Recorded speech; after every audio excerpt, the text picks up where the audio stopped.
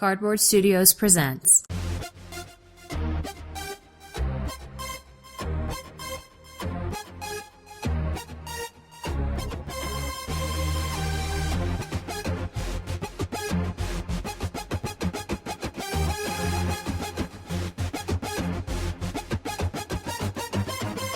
Heavy Cardboard, Episode 11, Brass.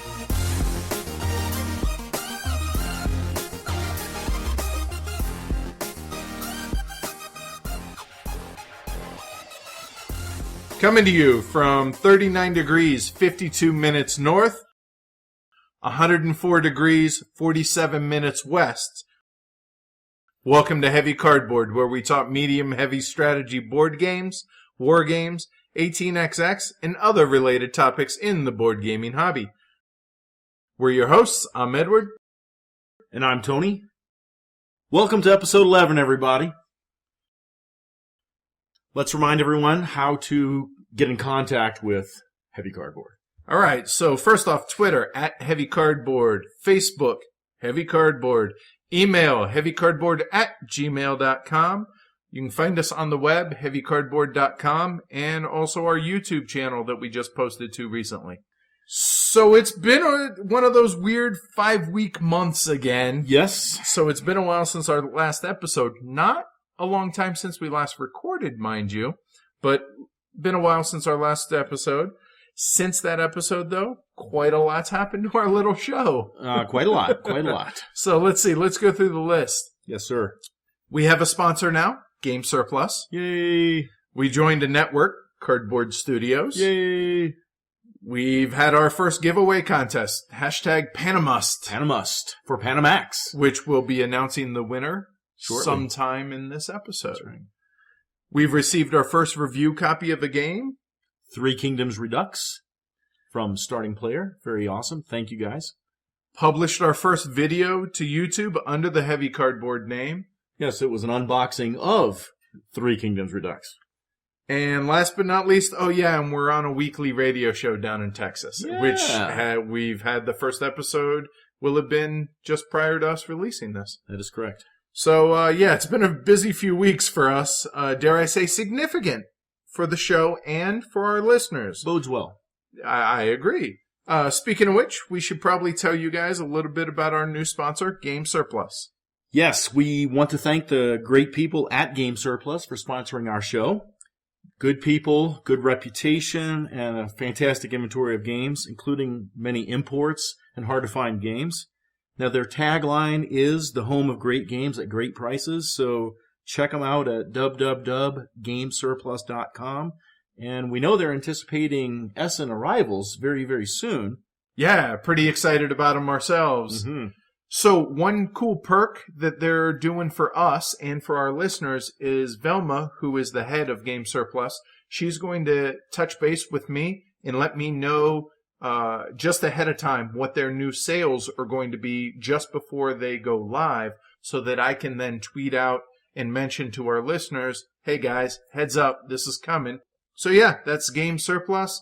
Definitely go check them out and make sure you tell them Heavy Cardboard sent you. One more bit of business to conduct before we get into the meat of our episode, and that is we have wrapped up our Panamust for Panamax contest, and we'd like to announce the winner. Yay! The winner comes to us from Down Under. It's Nathan Wong, Toy Marine.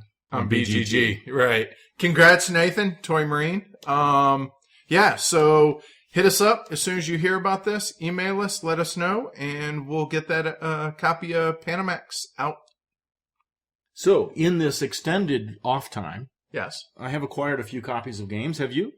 Just one copy of each game, but there's a number. Yes. Yeah, that's right. I saw your Twitter strip show of the box of good stuff. Well, what was it? What have you acquired, man? Well, I thought it'd be fun for the followers on Twitter to kind of follow along as I unboxed everything, because I knew what was in one of the boxes, the big box, but I didn't know what was in the other two. It was excruciating fun because I want to just see what's in the box. It was very cool. Those three boxes, as it were all the games I've acquired, but it's plenty. So there were 9 games in total. 2 of which were brand new, 7 of which were unplayed but used. So the new ones, first one from GMT, Enemy Coast Ahead, which is a solitaire game on the dam busting raids in World War II. It's a pretty cool topic that I'm interested in, so hopefully the game's good. That was from P500 list. Next was Progress, Evolution of Technology, Kickstarter. Haven't gotten it to the table yet, but really anxious to. We mentioned this in the summer preview show. We did. That it's 100% tech tree. Right. It's building a tech tree. That's it. Yes. So you said. I said, is that a game? Right. We're going to find out. So Yeah. I'm excited about it. Then in the big box of fun, which I was able to get from a guy in Long Island through Craigslist, and thanks to the guys on BGG who gave a heads up on this, I was able to acquire Fire in the Sky, which is a really hard to find and expensive MMP game, Breakout Normandy, an old school Avalon Hill, which it's in pristine shape, Men of Iron, GMT, Glory 2, which is a Civil War GMT game. Napoleon's Triumph, which is the one I'm most excited in that whole box to get. The Battle of Napoleon, The Eagle and the Lion, which is kind of it's a massive box. It's huge. That what you said was similar to the whole Commands and Colors kind of game. Left, right, and center cards. Right. And there was €1 in the whole bunch, and that was Peloponnese. Yes. Tile laying game, which looks pretty cool. Have you played it? Haven't yet. Yeah, I've played it. It's light civ. It's cool. Yeah. Yeah. It's super popular on BGG. Oh yeah. So, it's good stuff. And there's like 4 or 5 expansions. At least. So that's my extensive list. How about Okay. you, sir? My list is somewhat shorter, but only 4 titles. All right. But 3 of them were, long time, once, hard to get that I rock knocked on. off, right? Oh, nice. I'm excited to hear this. What are they? Luna from Right. Stefan Feld. I'm excited that you have this because I want to know if I like the game or not. New and Shrink English edition. Loving it. That's one of the inspirations for our last game, La Granja. It is. Let's see. Also acquired Ad Astra. And I also acquired Container and the expansion, so I can paint my own ships now. Nice. So you can paint yours first. I can look at them, see if I like it, and then be like, here. That is correct. And what I will do is I will take yours home, paint them better, and give you mine. And you won't know. Because I would learn from my mistakes on my ships. Right. And the last thing I acquired was, I enjoyed the game Among the Stars, and I finally acquired the Ambassadors expansion. A lot of new cards, and plus the Ambassadors. I have it as well. Very cool. Good deal. So with these recent acquisitions, again, I'm really not hunting much. I'm more like waiting. I did pre-order Fields of Arla. Oh, nice. Dude, that game is for a 2-player game. Yeah. It is a huge table hog, it Yes, looks it like, is. but it looks so good. Yeah, I'm excited to play that. Obviously waiting for Aquasphere. Same. Kanban. And here's one that was not on our list. What's that? But I watched a little bit of something on it, and it's kind of light and short and everything. It's Golden Ages. Oh, I actually pre-ordered it already. Awesome! So, Because it's like Peloponnese ancient, Right. Golden Ages not ancient, right? right, So- right. Oh yeah, so you'll actually be able to play that after I get back from BGG Con. Nice. What have you been hunting, anticipating, waiting for? Well, a lot of the same games as you as far as the waiting for. Waiting on like Historia and a whole bunch of Kickstarter stuff to come in and things like that. Aquasphere, as you mentioned. And I don't really know if I should call it hunting or waiting. I'm waiting for the damn auctions to end for the virtual flea market on BGG Con. Because there's one in particular that I really don't know if the game's really any good, but I know it is one of a major collector's item, and that's Saturn by Theta Games. I'm currently the high bidder for it at about $155 for it. Normally goes for about $300. So if I can get it, cool. It's Theta Games. They have another game called Horus, which is, I believe this whole thing's made out of sandstone. Looks really cool. Long story short, it's collectors. Theta doesn't exist anymore. So, yeah, I saw it and I was like, oh, it's a good price. I'll try and get it.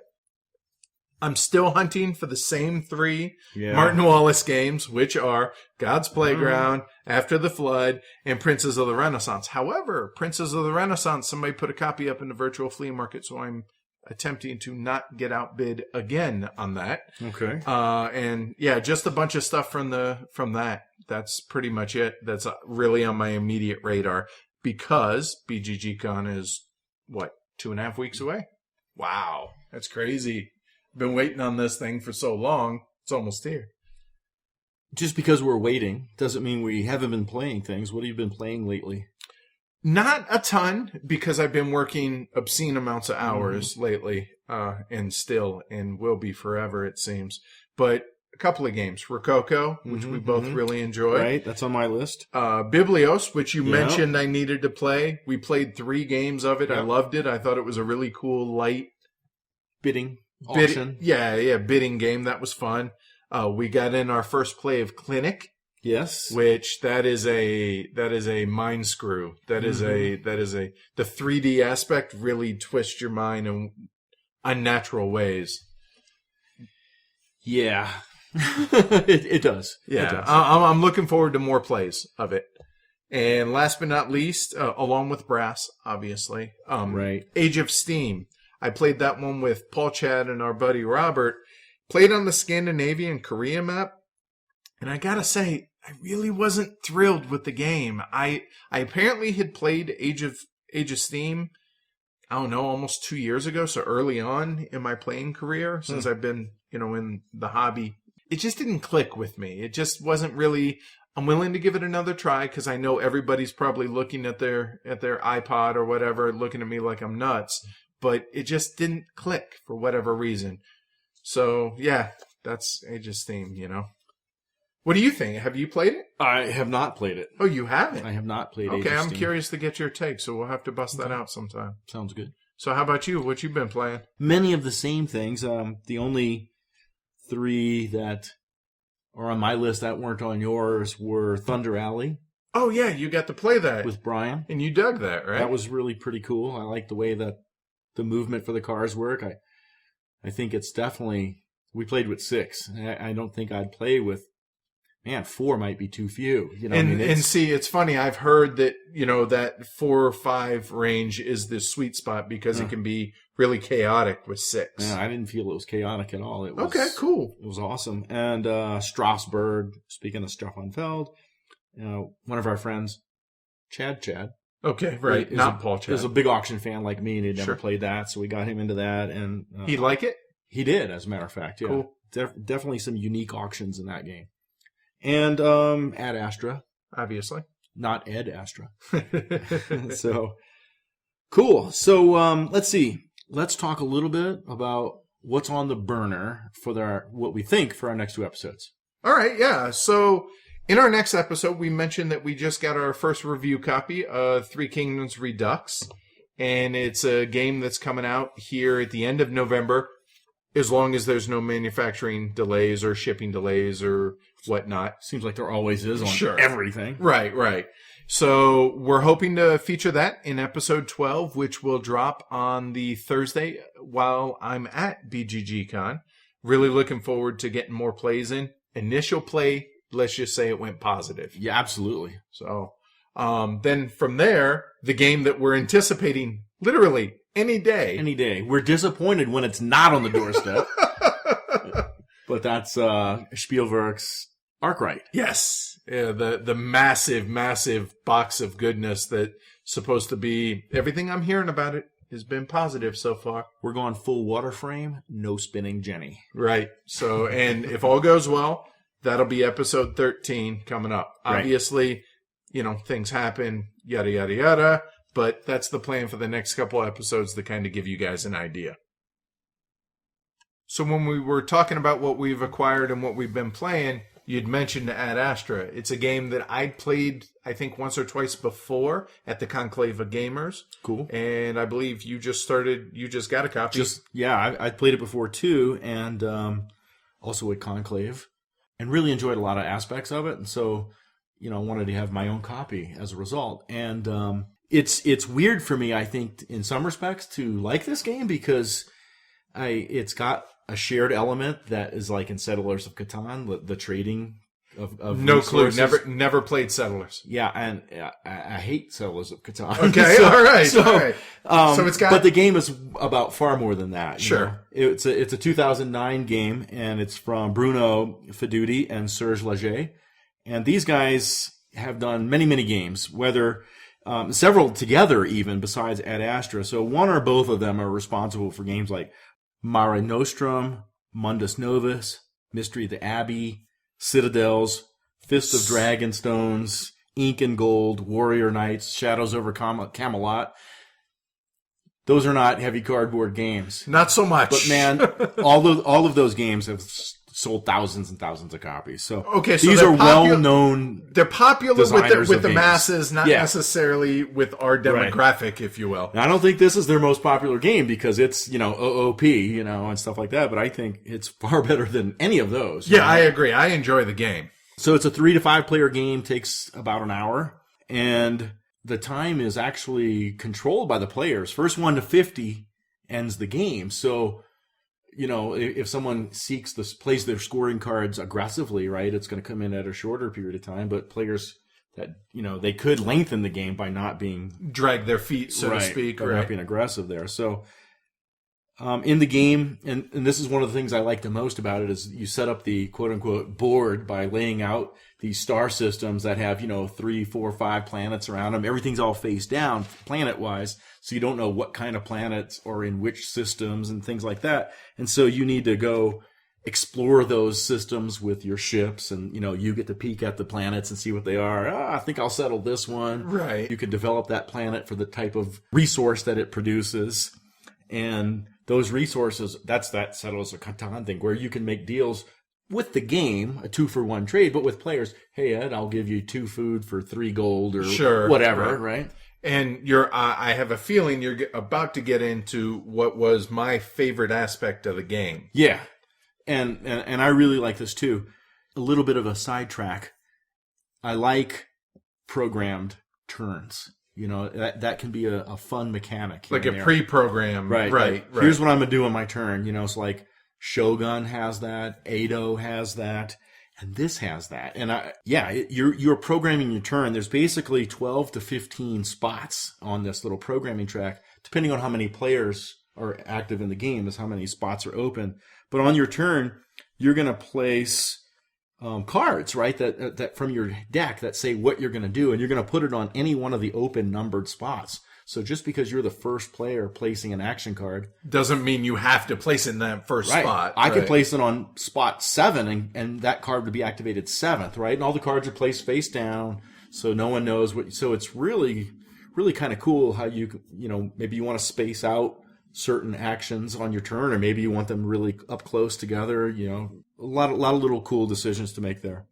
And then the last thing is, again, we mentioned with the scorecard, you control your scoring.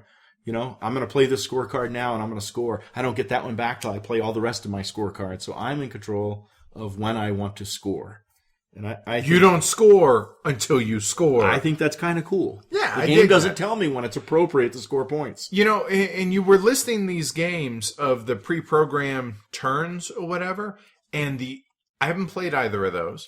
But the one that, not a turn, but kind of pre-programmed movement, Robo Rally. Yeah, it's not that. No, I understand. Yeah. Just that's the only other game that I have to go off of. But I really, really enjoy that because you're trying to think, okay, if I go here, well, will this card take effect? Will it be able to do? Will I be able to have the resources? I might want to play my trade action later in the round, when other people have already gathered some resources, perhaps, right, including myself. Maybe that would better my chances of getting good deals or making deals in general. Right, and so you're having to kind of plan out not only what you're going to do, but kind of like bet on what you anticipate and try and figure out what you think other people are going to do, and that'll help you figure out where in that sequence you want to place your cards. That's a pretty cool mechanic right there.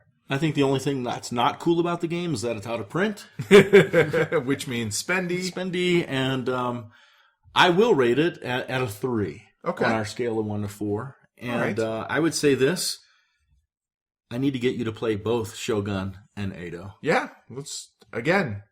I think both are heavy cardboard material. Talk to my boss. Talk to my boss. So I don't have to have your people talk to my people. Exactly. So I don't have to work so much. Cool. Now you have a game you want to talk about. Yeah, I don't want to go as in-depth as you did about that for the simple fact that we plan on featuring this one day. Mm-hmm. And this is one of my all-time favorites, which it kind of, looking back on this, I was like, really? I haven't talked about it? That surprised me. And that's Dominant Species. Mm-hmm. Chad Jensen's classic, and in my opinion, his best game. He's also known for Combat Commander, Fighting Formation, stuff like that. But this is Chad Jensen at his best. GMT Games, 2010 release. Says it plays 2 to 6. Ideally, it plays 4 to 6. You can play it 2 or 3, and it's not bad, but it's a 4 to 6 player game. Dig. I describe it best as a war game dressed as a Euro. Yeah. This is a Euro with the entire game is take that.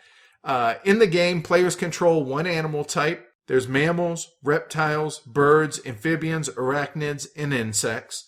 They all have a unique ability or a trait, if you will, that makes them unique, that kind of guides the player in how they're going to play the game, but it doesn't necessarily dictate. It just guides them.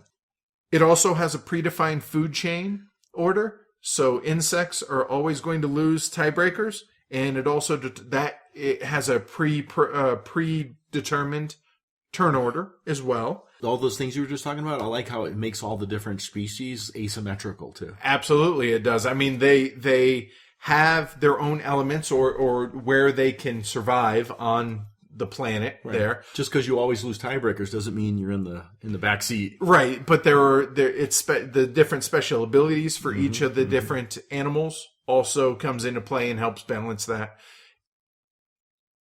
In the end, it's a worker placement area control game. So the worker placement, pretty simple. You have action pawns anywhere between, let's say, 4 to 6 of them.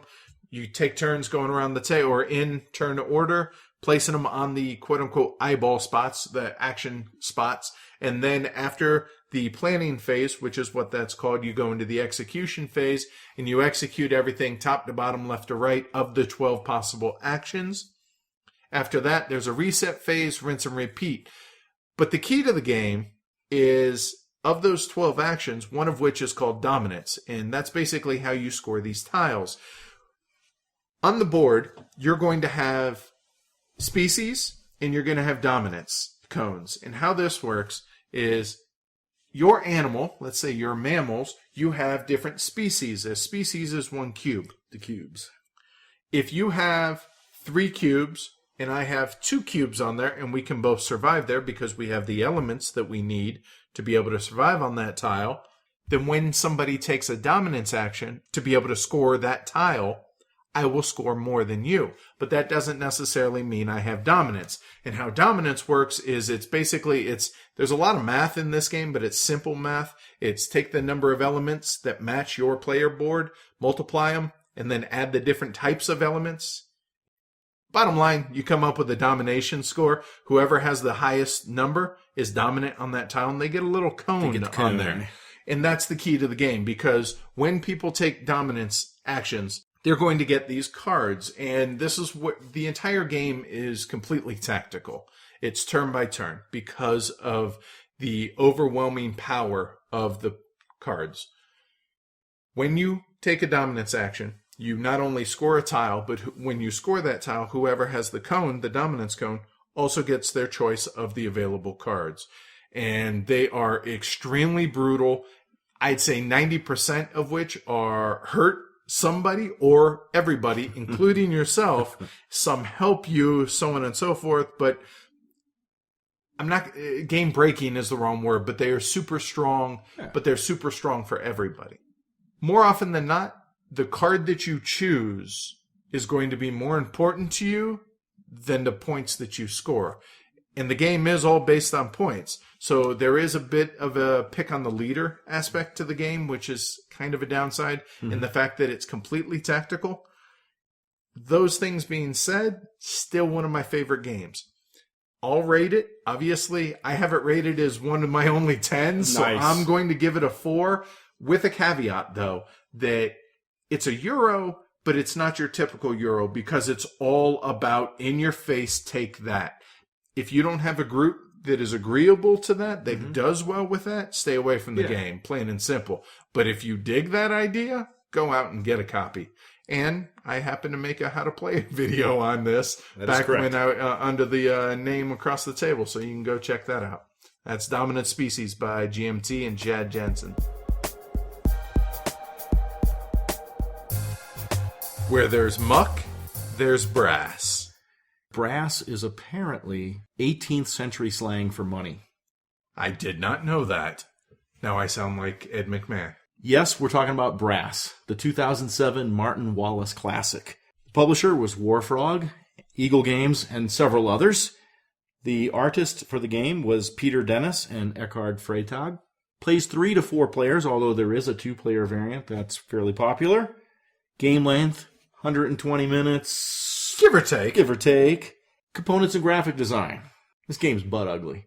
Really? You think so? Oh, yeah, man. Oh, dude, I totally disagree. Yeah, it's plain. You know, here's what's cool. Everything except the rule book is linen finish. Which we're big fans of. Totally. Everybody's big fans of that. I mean, the cards, the cardboard, the board itself. box Right. is linen finish. No, but hold on.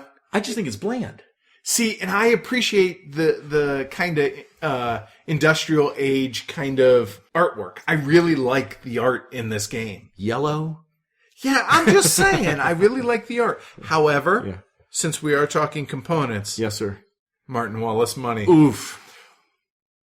We'll get into that. I have a funny little thing to add in onto that when we start talking about things we're not too keen on. All right. But graphic design, what do you think about that? Yeah, I like the little icons for the cotton mills and the iron foundries and etc. Right, but I'm just saying, as far as on the board, does it help or hinder gameplay? I think it helps. It's perfectly great. I don't think there's anything on the board that's ambiguous outside of the tiny little... Oh, yeah, it's on my list. Yeah. Virtual link to Birkenhead. Right. But outside of that, seriously, I think this is good. You think it's ugly. I think it's really pretty. It's basic in some respects. Sparse, dare I say. Yes. Spartan. I do dig that we have a difference of opinion on that. Like, one man's trash is another man's treasure, so to speak. Sure. So that's cool. Right on. So let's see if we have similar thoughts on the rule book. What do you think? And its clarity and quality. It's pretty. Like, it's in color. All right, yeah. It's in color. The back of it's cool with some easily forgotten rules and some charts and stuff like that. I'm probably gonna freak you out, but I'm gonna give it like a B-. What? Yeah, I mean, hold on. An average rule book would be C, and you're saying this is an above average rule book? Okay, maybe no. Maybe it's a C then. Not even. I guess if you're gonna really state what grades mean. No, well, I think it does deliver the rules for the most part. It's a Martin Wallace game. Meaning? Means there's always going to be wacko rules in there, i.e. virtual link to Birkenhead and things like that. To me, it's a good Martin Wallace rule book. That come on now, that's damning with faint praise. Yeah, I guess so. That's kind of like saying that, Legrand. Well, no, see, I was gonna. Other than that, Mrs. Lincoln. Yeah, right. Exactly. How'd you like How the was show? the play? No, see, saying that it's for a Martin Wallace game, it's fine. Yeah. But let's face it, it's universally thought of as a crap rule book. However, I mean, the fact that it's required restructuring and re-implementation on the files on BGG, there's a guy, Isamore, I think is how you say his name. He kind of did a restructured rules, which lays everything out, like read the rules and then get rid of them and then use this as a reference. And when that's required Well, I don't say it's required. We'll beg to differ. Yes. All right. I'll agree with everyone else. In our plays of this game, we have experienced 2-player, 3-player, and 4-player games. Correct. Well, and by we, you mean you have. Well, I've experienced the 3 and the 4. Yeah, right. Me and Matthew have done the 2. Scalability amongst those player counts. Of the 2 official player counts, i.e. the 3 and the 4, I think it scales perfectly. I don't think there's any kind of... There's no weird rules other than you take out a certain number of cards in 3-player versus, and maybe, that's just to get the card count right. Right, and, maybe it's a little bit tighter with a 4th player in there. Sure, no doubt. The board is tighter. Yeah, but I don't see that as being a scalability issue. I think the game plays perfect with 3, and I think it plays perfect with 4. How about 2? 2 is all right. It's a different board. You cover up part of the board, right, with some of the cards that you've taken out of the deck. Or you print out and mount the board that I have. Correct. For 2-player, right. But yeah, even more so with the lack of competition. It's just the 2 players in that arena. So it's smaller, so that's better, but it's a better game with multiple players. Okay, but what do you think about the scalability on 3 to 4? Yeah, I agree with what you said. 4 is tighter, and 3 is a little looser, but gameplay is pretty much the same. Okay. Availability and cost. This game is hugely popular, going on 7-8 years now, right? So it's readily available out there in the world if you would like a copy. It happens to be in stock for $38 at Game Surplus. Now that we've gone over all the formalities, tell us what's going on in Age of Industry's bigger brother. Well, there's a lot of layers in this game, and we're going to talk a little bit about this, give some context, but we're not going to teach the game. There's a ton of resources out there available for this game. The players are basically 18th century industrialists in England, and over the course of 2 phases, each phase of multiple turns, there's the canal phase and the rail phase. The players are going to build various types of industries. They're going to build coal mines, ironworks, cotton mills, ports, and shipyards. And in the canal phase, they're going to build canal links between the different cities. And during the rail phase, you guessed it, rail links to connect the cities. The way this is happening is the players, you're always going to have a hand of 8 cards. And during your turn, you're going to take 2 actions, which means you're going to play 2 cards. What you can do with those actions are you can build industries. And this is where the card matters, what's on the card. If I have a location card for Lancaster, I can build any of Lancaster's desired industries. But if I have a card that shows the cotton mill icon, I can only build a cotton mill in any of the cities that a cotton mill is allowed to be built in. And there are some other little rules about when you do and don't require a link to those cities. Little rules? Yes. But that is the only time a card, what's on the card on matters, right? Because the other actions like take loans, you just spend a card. Doesn't matter what it was. Face down, just throw it away. Develop technology. Same thing. Sell cotton. Wait for it. Same thing. Build a canal. Wait. Yeah, same thing. Build rail links. Oh, but this one, yeah, same thing. Yeah. So we talked about that development. When you do that development, see, each industry comes with a technological level of 1 through 4. There's a couple of exceptions. The shipyards have a 0, blah, blah, blah. But in general, the main industries have 1 through 4 tech level. And before you build the 2s, you have to build the 1s or develop them away by taking those actions so that you get these lower grade technologies out of your available industry so that you're building the better stuff. When the canal phase ends, you're going to score for all the different buildings that have been flipped. That being the key. And this is where a lot of the interaction in the game comes in. When you build, say, a coal mine, depending on the tech level, it's going to have a number of cubes on it that represent coal. And during subsequent play, that coal is going to be consumed. It could be consumed by the game right as you build it, or it could be consumed by you or other players for free during subsequent turns. And when all of the cubes on that coal mine are gone, you flip it over. And now it's going to be an income boost. For whose coal mine it was. For your coal mine, right? And it's going to score you some victory points at the end of the canal phase and potentially at the end of the rail phase. That's one of the reasons why you want to get rid of Tech level 1 stuff. And you say potentially exactly for that reason. Because it's going to go away at the end of the rail, or at the end of the canal phase. So obviously there's a lot more going on to this game, and we could literally spend 30 minutes talking about how to play it. But what we want to do is really talk about, and we're going to get into a lot more details about some of the things that are happening during the gameplay itself.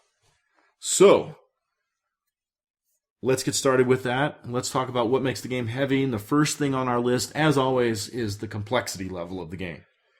Right. And see, here you and I are probably going to bump heads a little on this because some of the things that I have you're probably going to disagree with. About complexity? Yeah. Oh, because of the fact that we differ on the rule book, first and foremost.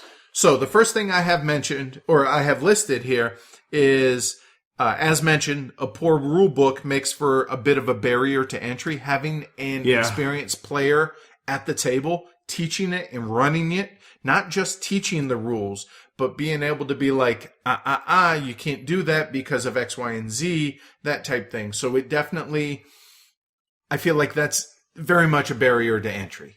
Yeah, I can see that. And I guess you're right. We are going to have somewhat of a disagreement on this. You know, because I agree with what you're saying, but once you understand all those little things, it's not really that complex in terms of the rules. See, and again, I think we're going to disagree a little bit because there are rules exceptions all over the place. Which, again, once you learn them, that's fine. You're fine. But it's that barrier to entry. It's all those exceptions. And let me get into that. Remembering the prerequisites and differences between building with industry cards versus city cards. The location cards. Right. I've played it a handful of times now, and I'm still like, wait, what's the prerequisite for this one and what's for this one? Having a little cheat sheet handy. Maybe in my older age, my memory is fading. I don't know. Wow. But I have a hard time remembering what does that stuff. say for me? And see, the movement and transportation rules are difficult. I don't care what you say. I think they're difficult. There are 4 sets of rules for networks. Check it. All right. 1, building. There's connection prerequisites. Sure. Number 1. Number 2, cotton shipping network. Any connected network works for cotton, right? So that's 2 different ones. The third one, coal mine transportation. Any connected, but it must be from the nearest mine. Okay, so there's another rule for that one. And then last but not least, yay, teleportation with iron mines. So there's 4 different things that have rules associated with how they transport and how you can do them. And so to me, that's hard to keep in my head, I guess is what I'm saying. You don't have that problem because you're looking at me like I have 4 heads. Yeah, I don't have that problem. And I don't know, maybe it's just sometimes some things stick in other people. Sure. Right? Yeah, you know what I mean? Right, it's like, right. you know, the crazy crap people remember, right? But I will say this. On BGG, 1,000 people have rated the weight of this game to an average of 3.9. People think this is a heavy, complex game. So I think that some of the complexity is tied into our very next topic, and that's planning. Because I think that some of the complexity is about timing. Like, when do I build this so that other players flip it for me? That's actually a good way to think of it. I was going to say that there's both strategic and tactical, and a lot of it's going to be based on your card draw. Early on, are you going to focus on more buildings or less buildings, but bigger buildings? I.e., are you going to use these cards as development? Do you want to power through and go ahead and get rid of a lot of these 0s and 1s and maybe even 2s to get to the meaty buildings out there? Another thing that you're going to need to plan for is, and you can, in our most recent game, you can attest to this.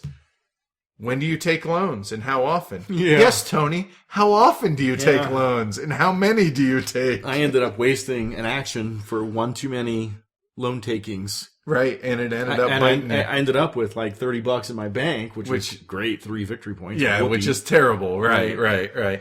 And another thing is, and this I think is one of the coolest aspects of the game, is making sure either the turn before, or maybe 2 turns before, or maybe even as far as 3 turns before you go into the rail phase, making sure that you're setting up to go first to be able to lay down those first sets of train tracks. But on top of that, you also have to plan out making sure there's coal available from the first city to where you can branch out, because there's no connections once you go into the rail phase. And the way to go first is to spend the least amount of money, and sometimes that's not helping you get the coal out, so you got to count on your friends around the table. And so you have to sometimes plan, okay, I need to 2 or 3 turns before the end of the phase. You need to spend less than everybody, and then consistently spend less than everybody up until you go into the rail phase. It's just... Yeah. Paul, Chad, and I played this game along with our buddy Robert recently, and he pointed that out to Robert because it was his first play, and you could just see the wheels turning and kind of his eyes get big, oh man, this is meaty and juicy. This is awesome. So what else do you have as far as planning goes? No, I think you touched on it, right? A lot of the planning is about your cards. And which ones am I going to spend on the actions that don't revolve around building industries? And which ones do I need to keep to build industries because I'm interested in this type or this particular city? So you mean keeping those specific cards set aside to be able to build in those cities? Yeah, so when I'm ready to pull the trigger. Throw away, so to speak, for development and canal building.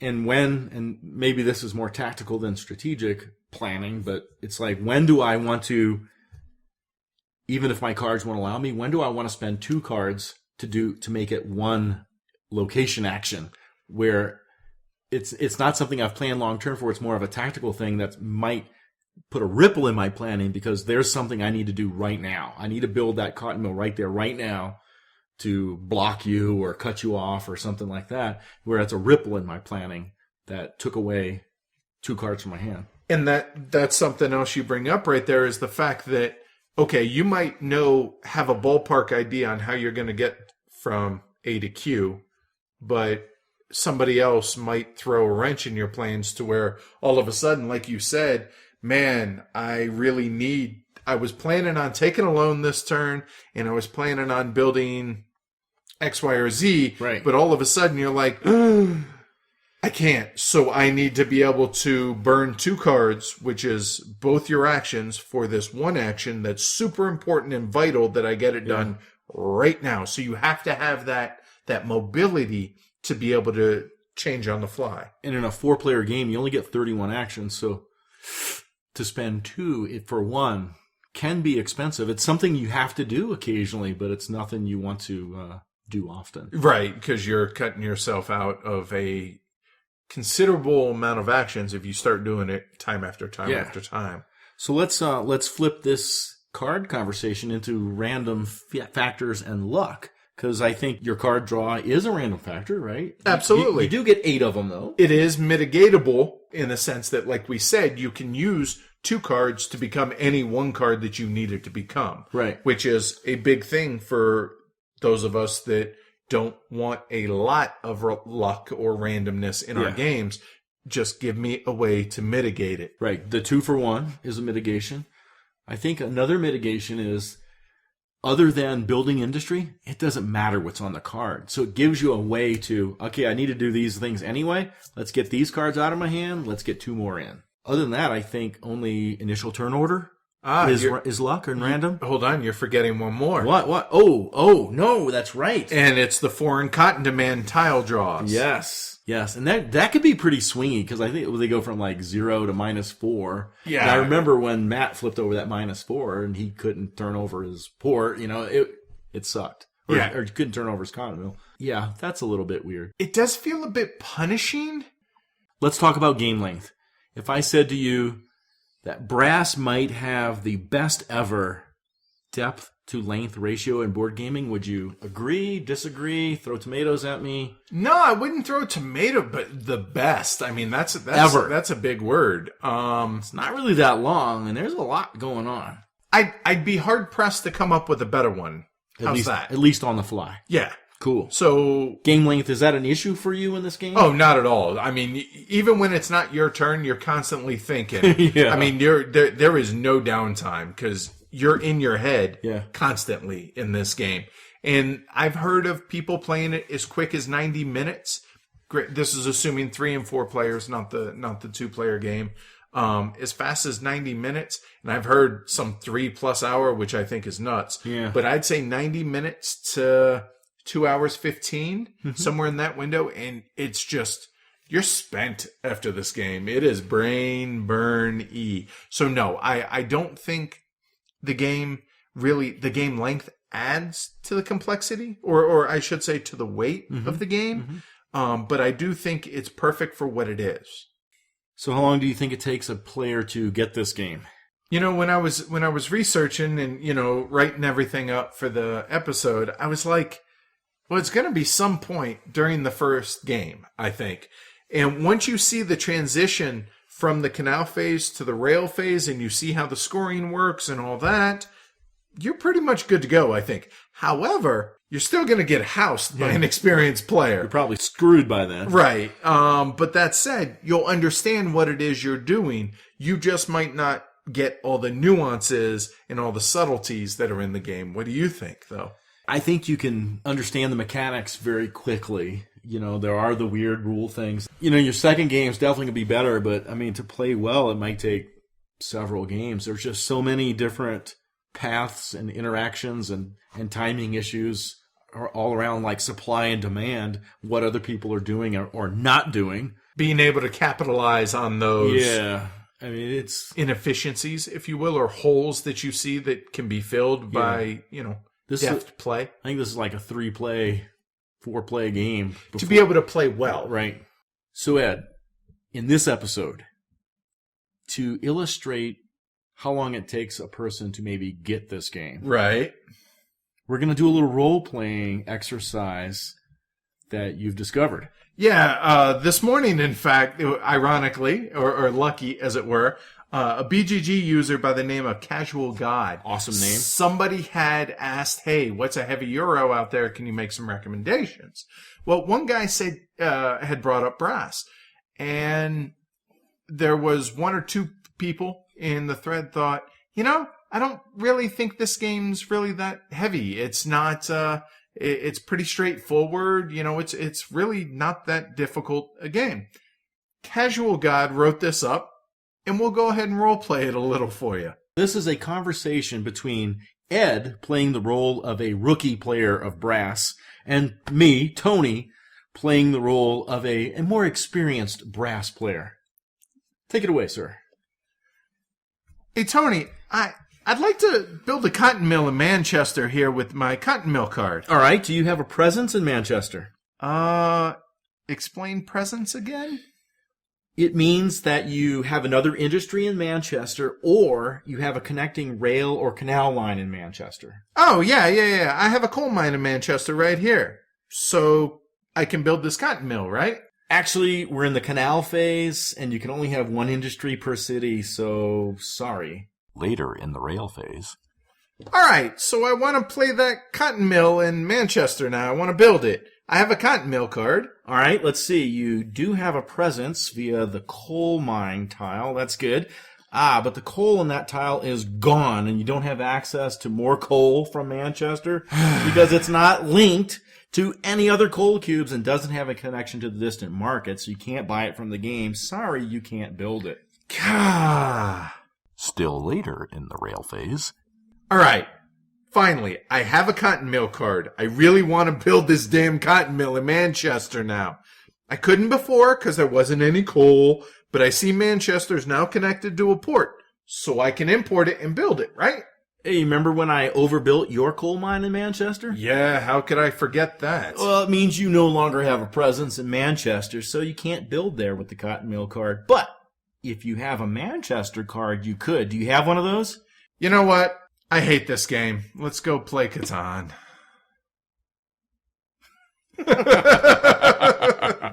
So yeah, how long does it take to get it? Longer than that. Yes, indeed. So now that we've covered what we think contributes to making the game heavy, what makes it fun?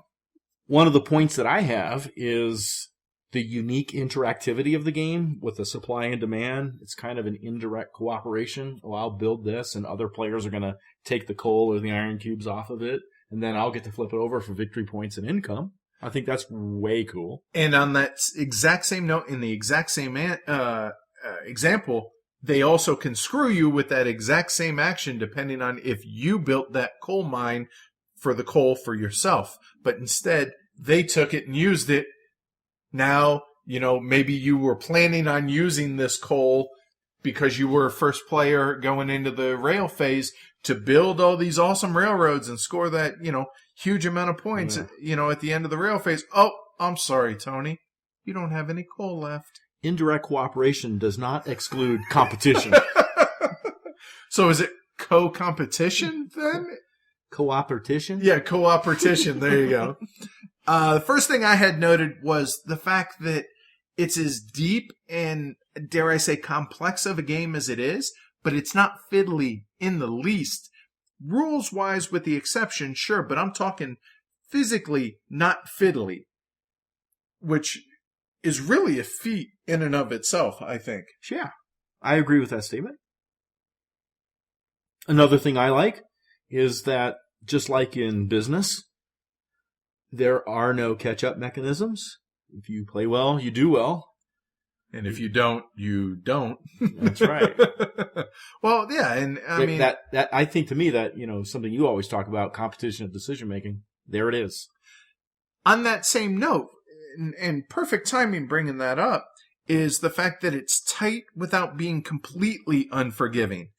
And what I mean by that is, how many times have we been $1 or $2 short, from building that cotton mill or whatnot? Okay, so maybe you have to, quote-unquote, waste an action by taking a loan. But as you are wont to do in every single game that we play, take loans. In this implementation, in this game, taking loans is actually a positive in this game. And you can push that loan, right? Like you can take 10 pounds, 20 pounds, or 30 pounds. No, you can take 30 pounds. Yeah. Let's face it. Well, it depends on how far you want to drop back on that income. Sure, track. No doubt. But I think that's one of the things that mitigates taking that action.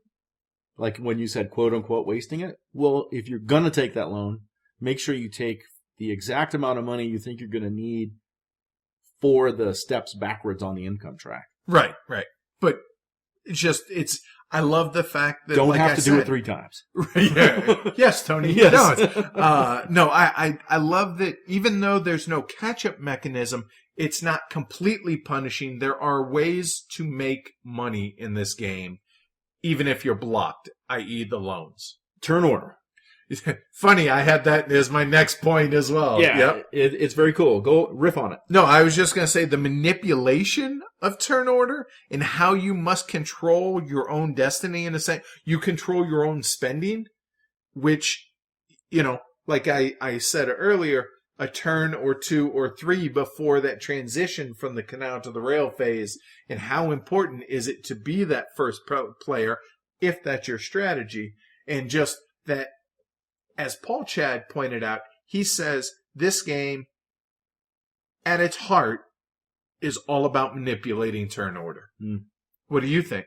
Well, I don't know all about manipulating turn order, but that sure is an awesome aspect of it because the less you spend, the higher in the turn order you'll be. And it's really sweet when you're last in one round and first in the next, because then you got 4 actions in a row, man. You can really cut somebody off or put some buildings down. And see, it's funny you bring that up. I had that happen 2 or 3 times in my last game, but then in a 3-player game, you have 8 actions until you get to act again. So if you're last, and then you're first. And then if you end up spending a lot of money, then you go exactly in the opposite direction. You become last. Yeah. You're looking at 8 actions until you act again. So you better make use of them. You better have a reason to do those things. Yeah. And when you're holding back to manipulate the turn order, you might be missing out on something, depending on what you're holding back on, I think that at the end of this game, I have a real sense of accomplishment. How so? And there's plenty to talk about. Look at this.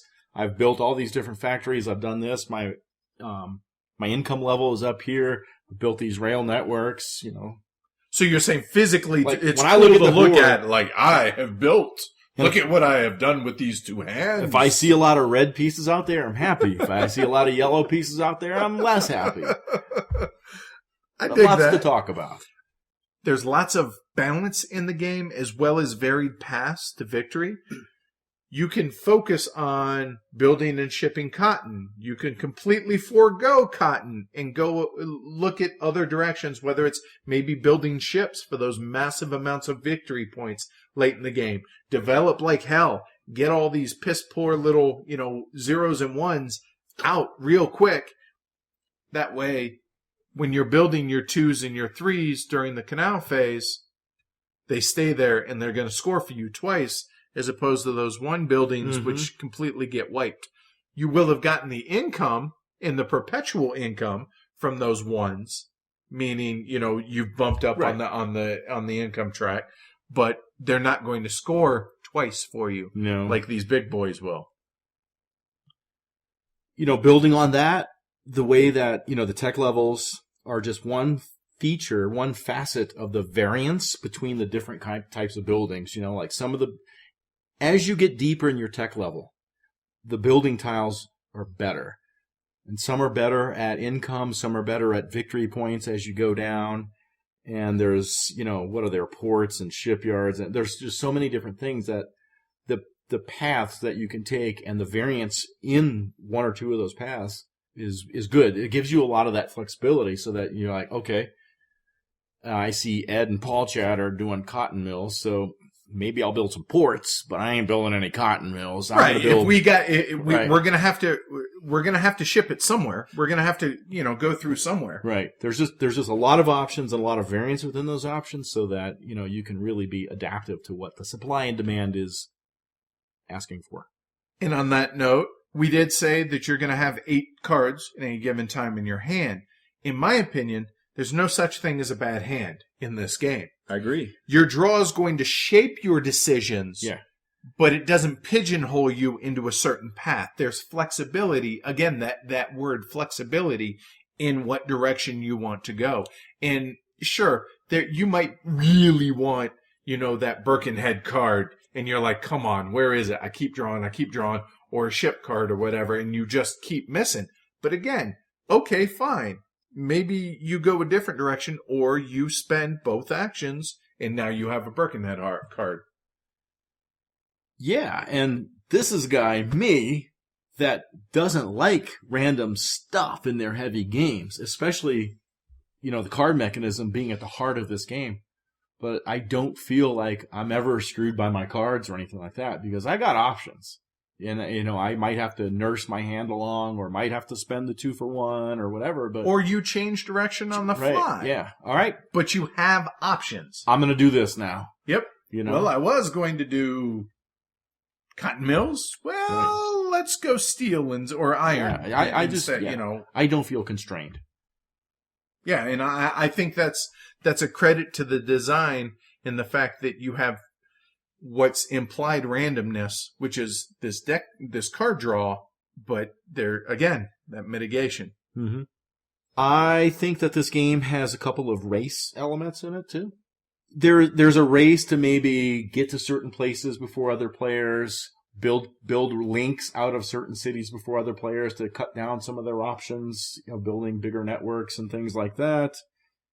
So I think, there's definitely some blocking. There's also a race between, hey, who's shipping cotton overseas first? Because that's got extra income, Sure, right? And okay, it's bleeding yeah, that down. I can see that. Okay. So there's some elements there where timing is important from a race aspect as well. It's funny how we're piggybacking off of one another today. If you say lose this race, there are other things that you can exploit, different opportunities that you can exploit. For instance, let's say somebody's beaten you to building all these cotton mills that you wanted to, right? In a 4-player game, maybe you're going last, and all these cotton mills are getting built. Well, these cotton mills take coal to build. All of a sudden, the market on coal, there's a lot of holes in that market. Mm-hmm. So maybe, I was going to build cotton mills, but you know what? I'm going to go ahead and build this cotton mine, and boom, all of a sudden, it all immediately goes into the stock or into the market, and it flips like that without, as soon as I built it, it flips. You get a little bit of cash, plus you're going to get the income boost, VPs. So even if you lose some of these races, there are other ways to exploit, and I think, I dig that. I really, really dig. But again, you must be quick on your feet, so to speak. So what don't you really, really dig? Well, we mentioned the rule book. Okay. We differ on that, but I think it's less than stellar. Yeah. I would give it a D. Okay. So first and foremost, the rule book. Second, Martin Wallace money. The Martin Wallace money, yeah. I do get a kick out of the fact that if you look at the size of the chips, the Martin Wallace money, and you look at the space size where you go and spend the money each turn, it's not really proportionate. However, if you take some of these poker chips and you place it down on there, it fits perfect. Yeah. It's almost like an inside joke with him at this point that he's like, okay, look, I got to give you something. I know you're not going to use it. Here, I'll make these spaces the perfect size for poker chips. So I get a kick. Obviously, Martin has a sense of humor. I have never used the Martin Wallace money ever. In any game, whether it's any Martin Wallace game or say, I don't know, Panamax. How about you? I got a couple more, but you go. Yeah, same here. The virtual link at Birkenhead is just a confusing, weird thing. That might be complexity for complexity's sake. No, and he mentioned on another podcast, they interviewed him, and I forget, he gave a reason, a thematic, historical reason why that exists in the game. I couldn't tell you what it was. I forgot to go back and listen to what episode it was for a different show or whatever. But it made sense. When I heard it, I was like, oh, okay. So there's a legit reason it's there. But man, tell me that's not one of the most discussed thing about the game. On that same note, keeping the transportation and network rules straight. I cannot do that. I am incapable of doing that. I asked that question, I think, 7 or 8 times, or either that or Paul Chow was like, no, you can't do that. And I'm like, why? And he's like, because of this. And there was a lot of cussing in my last game. So that's frustrating to me, but at the same time, doesn't ruin the experience for me. So it is what it is. Yeah. Similarly, it's confusing to new players why I must transport coal, but iron can teleport.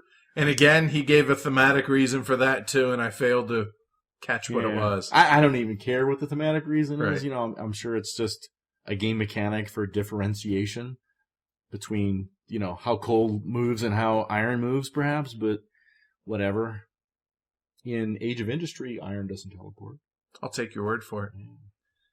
So, on that whole keeping the transportation network rules straight, keeping the rules straight on city cards versus industry cards or location cards and industry cards, I have a hard time, remembering the prerequisites. Wait, do I have to have a connect? No, wait, I can just build there. Oh, wait, no, I do need a connection, et cetera, et cetera. So, yeah, outside of that, but it's the same thing that I talked about in the complexity section.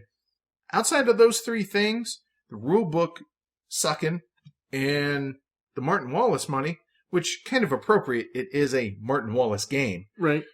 Outside of that, that's really all my beefs. How about you?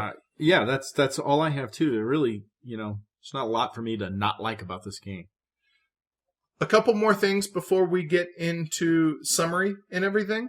I wanted to mention that there's a really, really good online implementation of Brass. I forget which site it's on, but go check it out. Definitely. It plays just like you're playing the board game. And also, I saw that there is an app, a Brass app. Oh, yeah, next year. In fall of 2015 Yeah. coming out. So I just wanted to make mention That'll of that be very as well. cool. So, you want to give your summary? Okay, sure. Thank you. With over 8,000 ratings on BGG, this game's rated at 8.05. Which is ridiculous. Yeah, it's the number 11 strategy board game. on the site. BGG lists 27,000 recorded plays. This came out in 2007, so that's over 300 a month. And that, not everybody in the world records their plays, so 27,000. I'd say more tip of the iceberg, right? Sure. Yeah. So, this is an older but proven board game that all heavy cardboard enthusiasts, I think, should enjoy. It's, to me, got a perfect weight to length ratio, and few games will give you this much bang for the buck in 2 hours. I think this is an awesome, awesome game. For me, my takeaway is if you've never heard of Martin Wallace, you're not familiar with any of his games, in my opinion, this is the game that best exemplifies his work. Ooh. A stellar blend between network building and economic development that allows an incredible amount of replayability and flexibility within the game. It's a game that everybody who is into our style of game should own. So with that said, go into our ratings real quick. We go on a scale of 1 to 4. 1 being, I never want to see that game again. 2 being, meh. 3 being, that's a really good game. Not a great game, but a really good game, and a game that I'd want to own. Perhaps, maybe. And a 4 being, look, as soon as you're done with this podcast, go into Game Surplus and order the game. So what you got? I mean, I think it's apparent where we're going to. Yeah. This is a 4. Of the Wallace games I've played, this is the best work. I would agree with all of that. In fact, I also would give it a 4. Highly recommended. There is a bit of a barrier to entry, but once you get that in your head, or you have a little crib sheet next to you, if you're me, you're good to go. And I think you put it really, really well when you said that it's got a, if not perfect, a really damn good weight to investment ratio on that. It's worth it. Fight through it. Give it a few tries. Yeah. And that's Brass by Martin Wallace.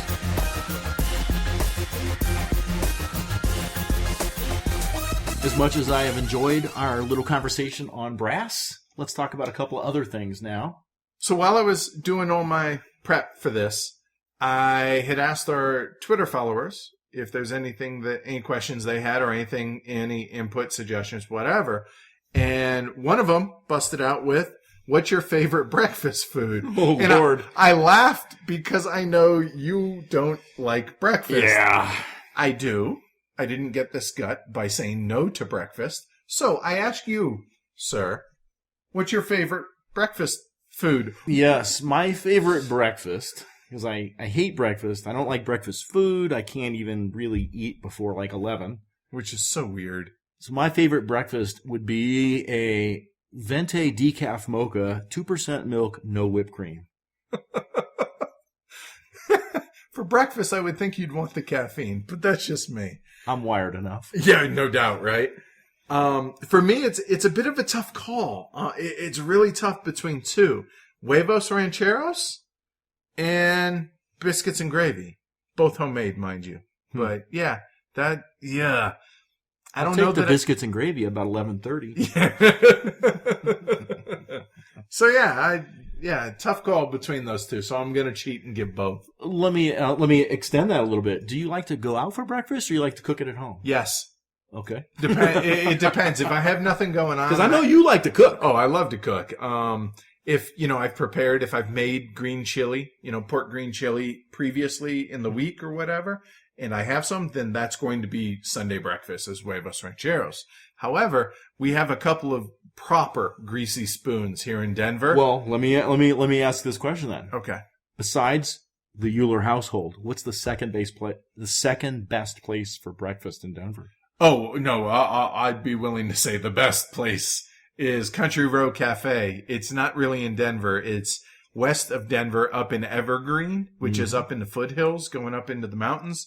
It's a beautiful drive and just rocking awesome, awesome food. Not often you have mashed potatoes for breakfast, but it's the base of what they call smashers. They're just amazing. Absolutely our go-to place, special occasion. Hey, you want to go out and spend a couple hours, the hour, 45 minutes to drive up there and whatever. Fantastic. Outside of that, but if you want to say in Denver, it's got to be Sam's number 3 downtown. It's the epitome of a diner. I mean, it's old school. It's diner. The menu's about 4 feet thick. It's got everything you can imagine there, but the breakfasts are pretty awesome. And I think it even was on Triple D, Diners, Drive-Ins, and Dives at one point. And, and rightfully so. It's really good greasy spoon. Cool. I would ask you, but Starbucks. Yeah. Best breakfast in Denver.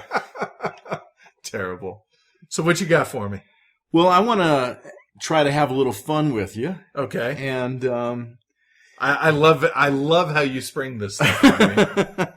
And if this doesn't work out well, then we'll just cut this little segment. No, you won't. From our show. Or I'll just take other words and splice them in. So, I want to play a word association game with you. Okay. And I'm going to say a word, and you're going to name the first game that comes to your mind. First game. Okay. That's associated with that word. I'm just and glad... never repeat yourself with game titles. Oh, geez. I'm just glad we do this in my game library so that I have a wall of games I can look at as reference. Ready? Dark. Darker, darkest. Nice. Beautiful. Ooh. Pillars of the Earth. Trash. Global mogul. Was there any doubt that was going to be it? I mean, come on. And that flowed off the tongue. It did. You noticed that? Man, that association was right there, man. Fun. Red Dragon Inn. Nice. Choices. Ooh. Madeira. Motion. Panamax. Budget. 18XX. Let's go with pick one. We'll go with 1846. Okay. Technology. Progress. Tech tree. There you go. All right. That's it? How'd I do? That was pretty... Hey, yeah. I'm interested in budget and 18XX. Well, just, you have to budget for your trains. You have to know how, whether you need to switch trains between companies to be able to, whether you withhold, whether you pay out, to be able to budget for those permanent trains. That's the first thing. Well, okay, so here, wait. I'm interested in Red Dragon Inn. I've not played that. It looks hilarious. It's stupid fun. Okay. I think I have it rated as an 8 on BGG, but here's the reason. That's not going up against an 18XX. That's going up against other filler. In its own realm. Yeah, exactly. With that in mind, here, a tiny little mini review all of a sudden. Uh-oh. It's, you represent a dungeon delver, whether you're a magician or, or a warrior or whatever. You just got done pillaging a dungeon. And now you're at the bar afterwards with you're swilling it, right? Yeah, oh yeah, you're at the bar, and your job is to get everybody else toasted, just passed out drunk, and steal all their crap. And so it's whoever stays awake, who doesn't, get knocked out, wins the game. And it's interesting. It's goofy fun. It's silly. Amanda is a big fan of it. Again, for what it is, it's filler. But yeah, that's it's interesting. That's the first thing that came to mind. So here we go. I'm going to do it in a different order. Now this is the oh my god. All right, here we go. You're going to do this to me? Here, wait. Let me look at your wall of games. Well, you don't want to look at all the word games? I don't know. Many of them are familiar to me because they're on my wall of games. All right, motion. Boy, I'd love to say Panamax. I don't want to say Panamax. I'm going to say Zolkin. Ooh, the wheel. The gear's turning. All right. Quit stalling, though. You're not allowed to do that. That's how my brain works. Heavy. Madeira. I was kind of hoping you'd say cardboard. Ah. Cardboard. Dark. Wow. You're the dragon. My having a moment, I would have said Cave Evil. I am no reference on that one. All right. Other than seen it. All right. Choices. Bora Bora. Okay. All right. Trash. Zia. Oh, ouch. Wow. As in Amera. Yeah. Oh. All right, technology. Technology. Oh my God, I don't know. Trying to think of a game where you're building up technologies like that. I can only think of like Civ games and stuff like that. So Civ games. Well, what? I don't know. Advanced Civ. Something. Yeah. Come on. All right. Advanced Civ. All right. Beautiful. Ooh. Man, anything by Michael Menzel. Yeah. Well, Cuba. Pillars of the Earth. Pillars of the Earth. Right. Budget. Container. Because I had to budget getting that. So basically any economic game is right. Well, no, I meant like damn thing's expensive. Oh, like real life budget. So the wife had to allocate the budget. All right, last but not least. Oh, God. Fun. Oh, Jesus. There are so many choices. Just the first thing that I see is St. Petersburg on your wall there. St. Petersburg is a blast. It's a really good game as long as you get plenty of the aristocrats. Then it's fun. Yes. It's a great joke. The aristocrats. All right. That was fun. I dig that. Good thinking. I enjoyed that. But actually, before we wrap the show up, you've got a little announcement about something near and dear to our hearts. Yeah, the Jack Vassell Memorial Fund. The charity auction is currently going on. When this goes live, I think it'll have roughly a week left or so in it. What that is it's a foundation formed by Tom Vassell when his son passed away. So what it is it's a charity, obviously, that collects money and helps gamers in need. So maybe a gamer had a death in a family or a serious illness or their house burnt down or whatever. That's what this charity is there for, is to help these people out. And talk about community building. That's the epitome of, our community, right? Yep. So with that said, we do have a few things up there, t-shirts. We have a chance to be a third chair on a show. We have play games with me at BGG Con, stuff like that.